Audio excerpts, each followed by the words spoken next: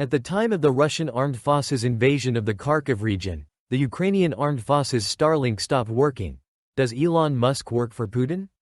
When the Russian army repeatedly broke through the front in the Kharkov region, the Starlink satellite communications of the Ukrainian Defense Forces suddenly disappeared.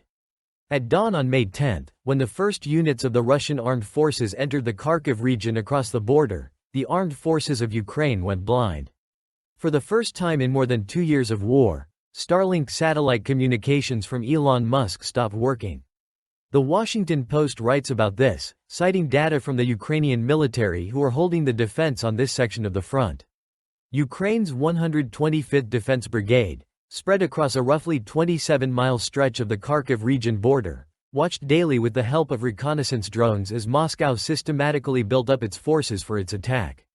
But that morning, May 10, the brigade lost all video feeds, Starlink satellite communications devices, which the Ukrainian armed forces use for basic communications, have failed for the first time since the start of the war, the article says.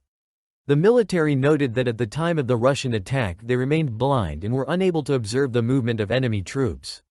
They associate the failure in Starlink with the influence of Russian electronic warfare systems. This was our most serious problem. We did not see how they moved. We only worked by radio or by telephone in those places where they were still working, said a Ukrainian armed forces soldier. Let us note that the head of Starlink, Elon Musk, has a controversial position on the issue of Russian aggression against Ukraine.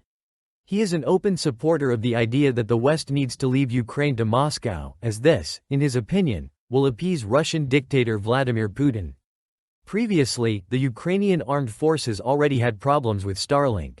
Thus, Musk blocked communications in the territory of occupied Crimea, preventing the Ukrainian armed forces from striking the Russian fleet. In addition, the company turns a blind eye to the use of its terminals by the Russian army in Ukraine.